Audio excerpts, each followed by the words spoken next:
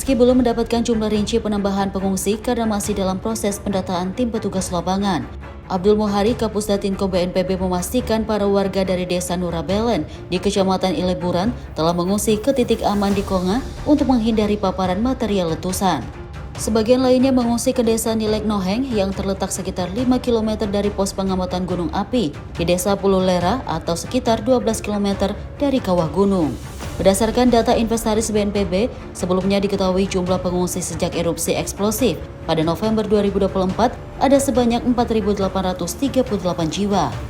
Mereka sudah berada menempati di hunian sementara yang disiapkan pemerintah pada sejumlah desa di Flores Timur.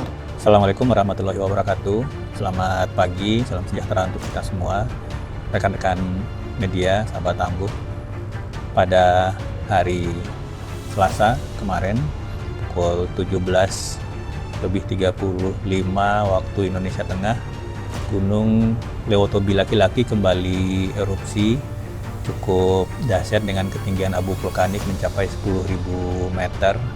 Kami akan sampaikan perkembangan situasi hingga pagi ini berdasarkan laporan yang kita dapatkan dari BPBD Flores Timur dan juga tim BNPB yang sudah ada di lokasi. Hingga saat ini ada 2 kecamatan yang terdampak, Kecamatan Wulanggitang dan Kecamatan Ilebura. Ini kedua kecamatan ini berada dalam radius 7 km dalam peta rawan bahaya gunung api Lewotobi Laki-Laki, dan ada tambahan pengungsi meskipun secara umum kawasan rawan bahaya ini sudah tidak dihuni, tetapi masih ada aktivitas-aktivitas ekonomi yang dilakukan oleh masyarakat. Seperti kemarin yang kita lihat di kiriman video amatir yang cukup menyebar luas di media sosial, ini adalah masyarakat yang masih melakukan aktivitas ekonomi di kawasan radius 7 km. Dan juga di radius 7 km ini juga dilalui oleh jalan utama yang menghubungkan Flores Timur dengan Sika. Jadi ini masih menjadi sarana transportasi atau sarana akses jalan utama yang menghubungkan Kabupaten Flores Timur dengan Sika. Adapun kondisi terakhir per pagi ini, erupsi masih terus tetap ada yang terjadi.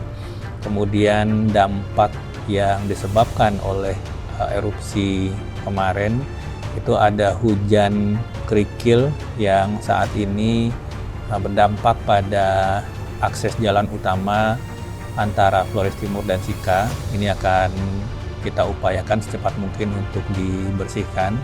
Kemudian untuk penanganan pengungsi kita pastikan bahwa kebutuhan dasar masyarakat terpenuhi dengan baik, karena secara umum masyarakat memang masih ada di lokasi pengungsian, baik itu di Hokeng dan beberapa tempat yang lain. Dan perlu kami informasikan bahwa hunian sementara yang sudah dibangun oleh BNPB, pemerintah daerah dengan kementerian terkait itu sudah difungsikan dan sudah dihuni oleh masyarakat, tidak kurang dari 450 KK dari desa terdampak dalam radius 6 km di kawasan rawan bencana Gunung Api Lewotobi Laki-Laki yang sudah menghuni menetap di hunian sementara yang sudah juga dilengkapi dengan fasilitas listrik dan air bersih. Sehingga kami pastikan untuk erupsi Gunung Lewotobi Laki-Laki pada hari Selasa kemarin itu tidak menimbulkan dampak korban jiwa, ada tambahan pengungsi dan kebutuhan pengungsi ini bisa kita penuhi dengan baik. Untuk masyarakat yang ada di pengungsian, kebutuhan terpenuhi, dan untuk masyarakat yang berada dan saat ini menetap di hunian sementara itu tidak terdampak signifikan oleh erupsi Selasa kemarin.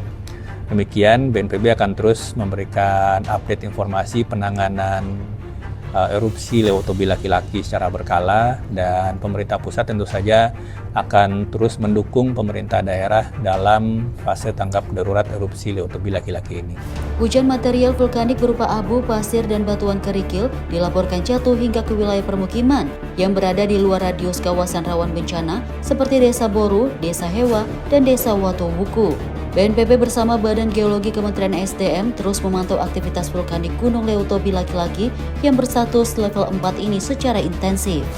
Hasil pemantauan seismik dari alat Pulolera menunjukkan sampai saat ini masih terdeteksinya tremor dan dinamika magma di bawah permukaan. BNPB memastikan pembaruan informasi akan terus disampaikan secara berkala dan berkoordinasi dengan pemerintah daerah tetap berlangsung dalam fase tanggap darurat bencana ini. Tim redaksi Sinpo TV melaporkan.